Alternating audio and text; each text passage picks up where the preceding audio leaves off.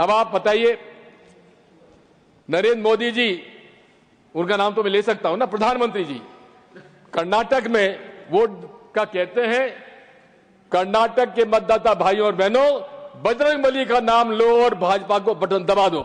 ये model of code of conduct में पूरी सब आता है कि नहीं आता है, आप बताइए। दूसरा, हर भाषण में मुसलमान, शमशान, कब्रिस्तान, हिंदुस्तान, पाकिस्तान, क्या मॉडल ऑफ कोड कंडक्ट में नहीं आता? क्या सेक्शन 123, 125 रिप्रेजेंटेटिव पीपल एक्ट का उल्लंघन नहीं है? पुलवामा के शहीदों से, युवकों से वोट मांग रहे हैं राजस्थान में, और उनको नोटिस तक नहीं दिया गया। ये क्या पक्षपात नहीं है? अब पक्षपात दल बदल हुआ महाराष्ट्र में। सामान्य तौर पर जब भी पार्टी का विभाजन होता है तो उस पार्टी के सिंबल को फ्रीज कर दिया जाता है, लेकिन वहां पर शिवसेना का चुनाव चिन्ह शिंदे जी को दे दिया और एनसीपी का चुनाव चिन्ह अजीत पवार साहब को दे दिया। क्या ये पक्षपात नहीं है? आखिर ये अशोक लवासा ने एक डिसेंट नोट लगाया, उनके खिलाफ छापे पड़ गए, उनको इस्तीफा देना पड़ा। इसी प्रकार से जैसा पूर्व वक्ताओं ने कहा है, मेरा आपसे अनुरोध है कि ये डायरेक्ट कैश बेनिफिट ट्रांसफर की योजना के बारे में थोड़ा विचार करना चाहिए। दौरान चुनाव के तेलंगाना, तमिलनाडु में तो चुनाव आयोग ने रोक दिए, लेकिन बिहार में उन्होंने तो यहां तक भी इस बार इतने लोगों को 10 लाख, इतने 10 लाख, इतने लोगों को इस तरह से बांटा है हर वोटिंग के दिन तक। इसमें पूरा इस तरह से एंटी डिफेक्शन लॉ, अरे हमारे विधायकों को तोड़ तोड़कर उन्होंने सरकारें बना ली, एंटी डिफेक्शन लॉ लागू नहीं हुआ। मेरा सुझाव माननीय सभापति जी, जो पार्टी से डिफेक्ट करके जाता है उसको 6 साल तक के लिए चुनाव लड़ने से उसको रोका जाए। मैं रजिस्ट्रेशन ऑफ पॉलिटिकल पार्टीज की भी बात करता हूं। अनरिकॉग्नाइज्ड पार्टीज 2763 है। क्या मजाक बना रखा है? इसको कठोरता से काम करना चाहिए, इसको नई रिकॉग्निशन का। मनी पावर, अब मनी पावर का तो हद हो गई है। आप जिस प्रकार से मनी पावर का उपयोग हो रहा है, हम पर झूठ पे वो बात करने की हमको बाध्यता कर पड़ता है। कौन से लोकसभा चुनाव 70 लाख में पूरा हो जाता है?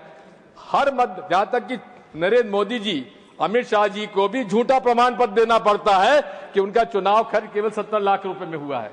इस पर जो सीलिंग है उसको हटाया जाना चाहिए। मैं तो ये भी कहता हूं कि इस पर सुपर रिच पर टैक्स लगाए जाने की आवश्यकता है और नेशनल इलेक्शन फंड की जरूरत है, जिसका कि बंटवारा जितना परसेंटेज ऑफ वोट जिसके पास आया उसके हिसाब से वितरण कर दिया जाना चाहिए। माननीय ईवीएम के बारे में मैं शुरू से कहता आया हूं और आपसे मैं कहना चाहता हूं कि मैं बैलेट पेपर के पक्ष में हूं, लेकिन साथ में अगर बैलेट पेपर से इतना ही विरोध है और ईवीएम से माननीय नरेंद्र मोदी जी को इतना ही प्रेम है, तो मेरा एक ही निवेदन है कि आप वीवीपैट की स्लिप और ये हमारे तत्कालीन चीफ जस्टिस ऑफ इंडिया का जो voter verifiable paper audit trail की बात है, उसमें उनका निर्णय था कि it is to be to the satisfaction of the voter. अब आप हमको 7 सेकंड के लिए दिखाते हैं, कोई लोग देख पाते हैं, कोई लोग नहीं देख पाते हैं। अरे उस वीवीपैट स्लिप को आप डब्बे में गिराते हैं, अरे हमारे हाथ में दे दीजिए, हम हाथ में उसको फोल्ड करके डब्बे में डाल देंगे, उसकी काउंटिंग होना चाहिए। इसमें क्या आपत्ति होना चाहिए? नीतीश कुमार जी मांगा है, नीतीश कुमार जी ने खुद ने मांगा है इसको। इसी के साथ साथ आप 100% काउंटिंग होना चाहिए। गलत बात कहते हैं कि इसमें बहुत समय लगेगा, बिल्कुल समय नहीं लगेगा।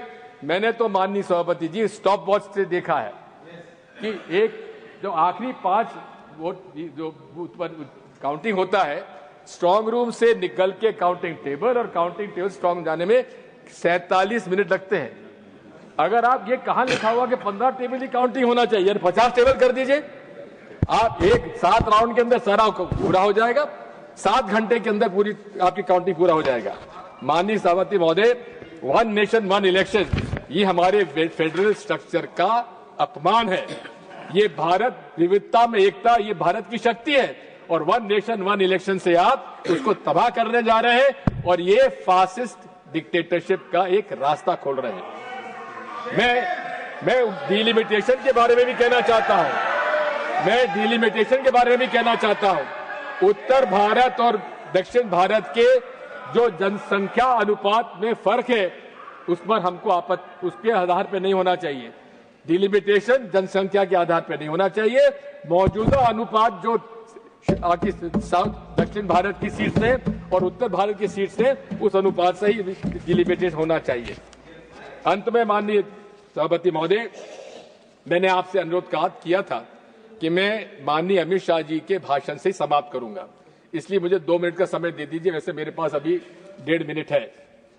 पहली बात तो यह है कि आरएसएस एनजीओ पंजीकृत है कि नहीं है? नहीं है। तो ये माननीय प्रधानमंत्री जी लाल किले से कह रहे हैं कि विश्व का सबसे ज्यादा लोकप्रिय एनजीओ आरएसएस है। उस पर कोई कानून लागू नहीं होता, उस पर कोई कानून लागू नहीं होता, क्योंकि पंजीकृत नहीं है, ना तो उसकी सदस्यता है, ना खाता है। अरे गुरु तक, अरे ये तो बात वही हो गई, ना खाता ना बही। जो मोदी जी कहे वही सही, अमित शाह जी कहे वही सही। मैं अनुरोध करना चाहता हूं कि उनकी गुरु दक्षिणा आती है करोड़ों रुपए में, आती है कि नहीं आती है? घनश्याम तिवारी जी आप बताइए, आप देते हैं? हाँ। अरे वो किस खाते में जाती है तिवारी जी? अरे वो गुरु दक्षिणा जाती किस खाते में, कभी पूछा आपने? उस खाते में तो बता दीजिए।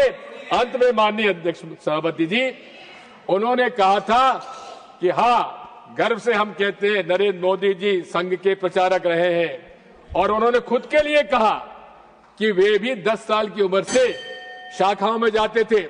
मेरे भी मित्र लोग हैं सभापति जी, आरएसएस में कई लोग हैं। मैंने पता लगाया, मैंने जानकारी ली कि अमित शाह जी कभी आरएसएस में रहे कि नहीं रहे।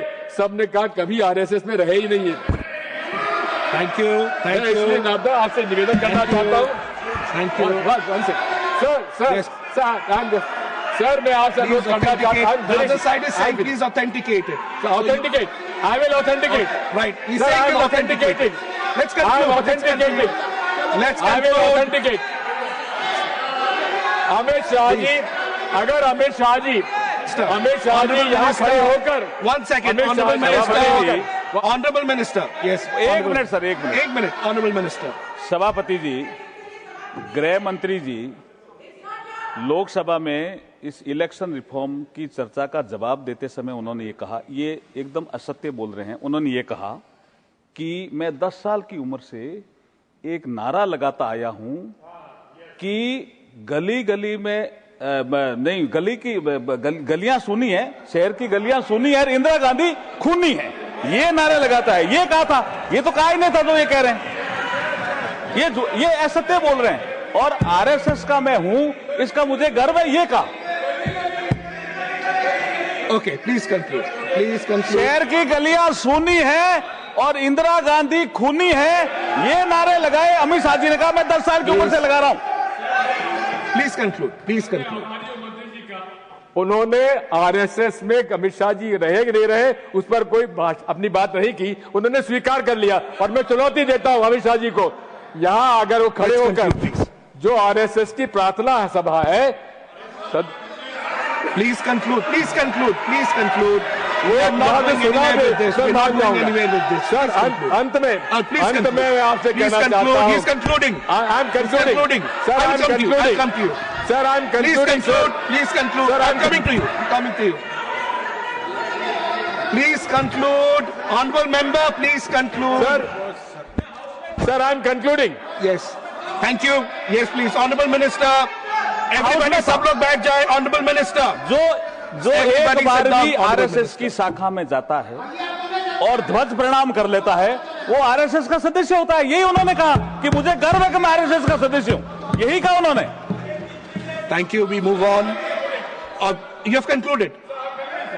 सर, एक हम बचपन में कथा सुना करते थे कि एक राक्षस हुआ करता था, उस राक्षस की जान प्राण जो है तोते में रहा करती थी। अब वो तोता कर प्राण में, राक्षस का प्राण तोते में रहता था। माननीय सभापति महोदय, ये भाजपा के प्राण भी ईवीएम में है। धन्यवाद। Thank you. Honorable Shri Ritabrata Banerjee ji. Honorable Shri Ritabrata Banerjee ji. Please. ধন্যবাদ স্যার। স্যার, আমার speak in party Bengali. All India Trinamool কংগ্রেসের পক্ষ থেকে এই নির্বাচনী সংস্কার নিয়ে আলোচনা করতে উঠে আমি প্রথমে গ্রাউন্ড জিরোর কতগুলো বাস্তবতা আপনার মাধ্যমে সদনের সামনে উপস্থিত করতে চাই। কেউ আতঙ্কিত, কেউ অসুস্থ, কেউ মৃত। 4 নভেম্বর থেকে 11 নভেম্বর এই 37 দিনে এই 3টে শব্দ তাদের নামের আগে বা পরে বসেছে। তারা অর্থাৎ বুথভিত্তিক আধিকারিক, বিএলও, ভোটার তালিকার বিশেষ নিবিড় সংশোধনের আবহে গত 4 নভেম্বর থেকে যারা আলোচনার ভরকেন্দ্রে। এনুমারেশন বা গণনা পর্বের শুরু থেকে বিএলওদের নানাবিধ সমস্যার সম্মুখীন হতে হচ্ছে স্যার। অল্প সময়ে কিভাবে বিরাট কর্মযজ্ঞ সুষ্ঠুভাবে শেষ করবেন, এটাই মূল প্রশ্ন। এই জন্য কেউ কাজ ছেড়ে দিয়ে ধর্নায় বসেছেন, কেউ কাজের চাপে ভাতের থালা হাতে হাপুস নয়নে কাঁদছেন, অনেকেই অসুস্থ হয়ে হাসপাতালে গিয়েছেন।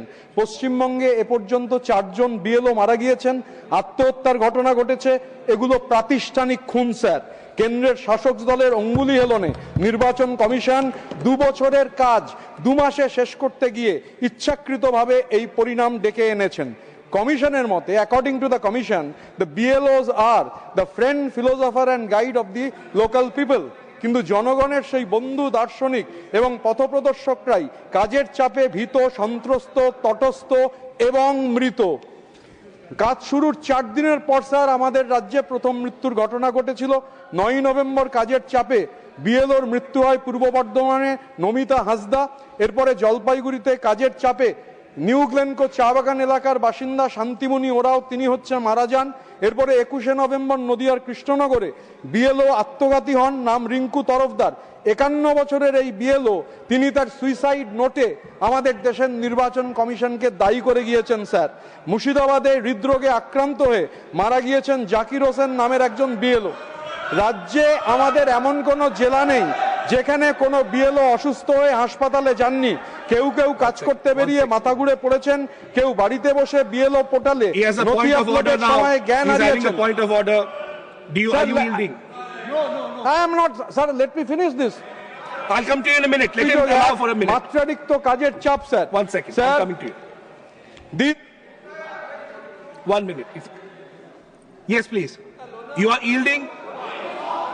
Okay, there's a microphone there. Yeah. माननीय उपसभापति महोदय, Point of order, rule order number. 110. Yes. Scope of debate. Okay. The discussion on a motion that the bill be passed shall be confined to the submission of the argument. Understood. Either in Understood. support of the bill or in the rejection of the bill. Thank you. I He take is your not. point. He is I've taken your point. whatever he is speaking, that should not be passed. I've That taken should be your point. expunged. I've taken your point. Yes, Order please. 241. Taken your point. Continue, please. Please continue. Sir, please ensure Please. that I can speak. I am Please. speaking. If I speak something wrong, let it be expunged, but let me speak. Sure. Sir, this entire election reform has been pushed through with reckless haste, completely indifferent to the human cost of its choices. The result is predictable and unforgivable. An inhuman workload have been foisted on BLOs who were never